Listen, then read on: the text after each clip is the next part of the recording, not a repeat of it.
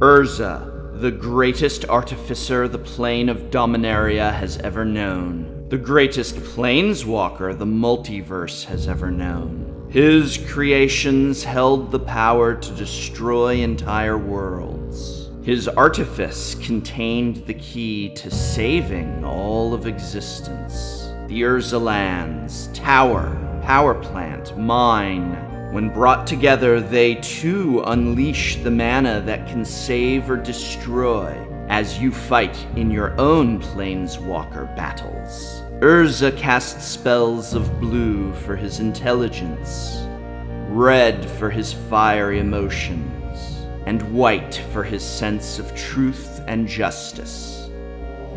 But hey man, those modern Urzatron decks are like, whoa, too much money. They like cost too much green, you know? But I like green for like nature and stuff. Oh dude, let's build a mono green Tron for Pauper. Visualize, man.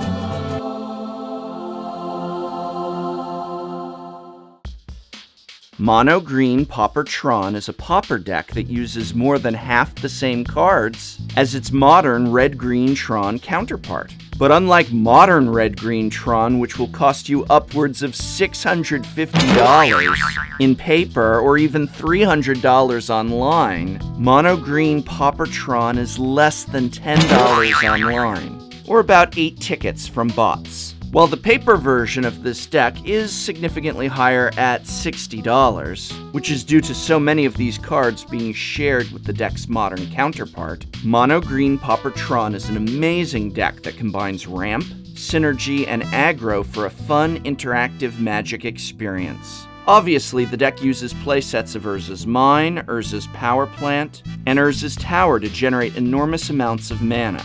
Yes, these are Pauper legal as they were printed as a common during both Antiquities and 5th edition. Amazingly, much of Modern's Tron deck key components are also Pauper legal commons. Playsets of Chromatic Sphere and Chromatic Star provide us with mana fixing and extra card draw to dig for the pieces we need. Along those same lines, Prophetic Prism provides a card when it comes into play, as well as mana fixing for all that colorless mana the Urza lands produce. Expedition Map is one of the biggest keys to assembling all 3 lands, preferably by turn 3 or 4, as we can sack it to search for whatever piece we may be missing. Ancient Stirrings does double duty, letting us dig through the top 5 cards of our deck for a colorless card, be it land or our big bad Eldrazi. That's right, this deck is going to jam out Eldrazi. Now in Modern, this is usually Emrakul and or Ulamog.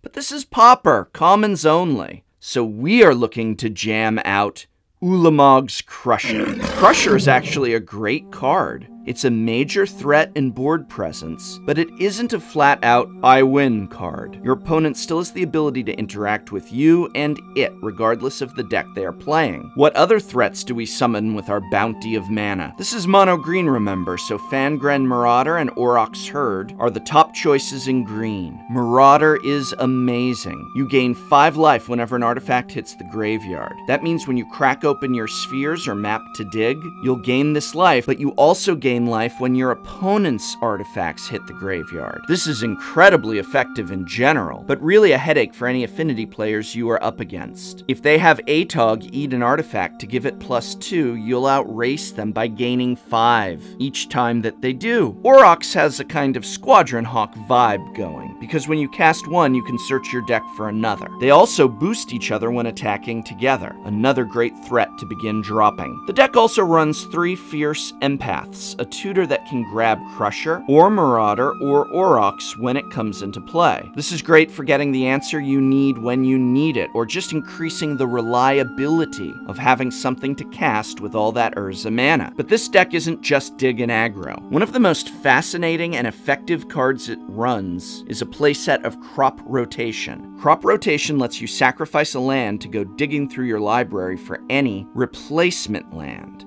and then place that land onto the battlefield untapped. That's right, untapped. There's so many applications of this. The first and most obvious one being just tapping, say, an Urza's Tower for 3 mana, then sacrificing it for an Urza's Tower, which you can then tap for 3 more. But that's just the start of what you can do with crop rotation. You can also use it to just help you assemble Tron faster and more effectively, turning anything from a second mine into a power plant instead, or even converting a plain or forest into an Urza land. But wait, there's more! Since the deck runs several lands with enter the battlefield effects, and since crop rotation is an instant, you can use this for all kinds of shenanigans. For example, the deck runs 2 Sedgery steps, which give target creature protection, as well as a couple Colony Gardens to create chump blockers. And while some builds like to include a Slippery Karst or 2 for the cycling ability, I prefer increasing my tool belt options with anything from a Bazooka Bog to exile our opponent's graveyard, or a Looming Spire to give a creature of ours +1 and first strike until end of turn. So again, remember that crop rotation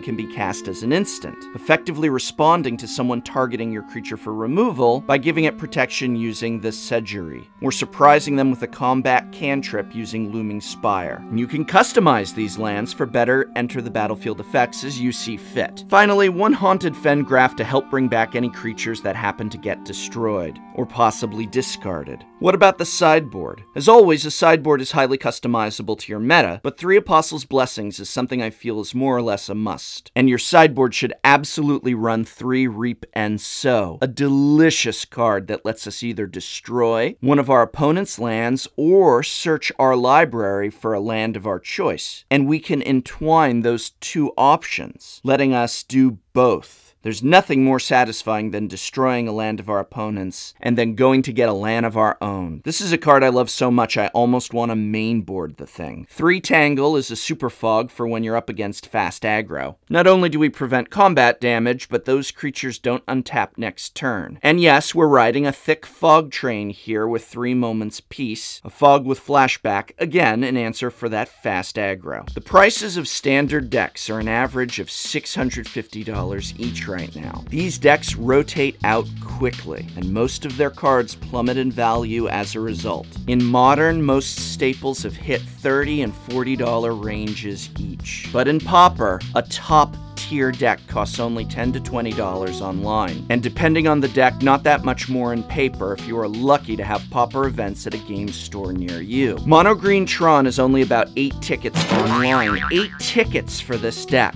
and I can't be more excited about a deck that costs less than $10, which is both fun and engaging and effective. So effective, in fact, that Mono Green Pauper Tron went undefeated in a recent Pauper Daily. The pilot, YouTuber A Firecracker, was lucky enough to capture that undefeated streak on video on his channel. So if you'd like to see this deck in action, go check out his channel and that video here. Looking for the perfect place to talk Pauper? Go ask about decks and converse with other friendly Pauper players at the Pauper subreddit at rpauper. And if you are having trouble finding commons online, as so many of these bots just focus on rares and mythics, be sure to try out the Reddit Pauper bot for Pauper staples. Pauper. For the price of an event deck or a clash pack, you can buy and play a top-tier deck that never rotates out and gives you great magic. Try a game online today, or ask your local game store if they want to promote and host Pauper events.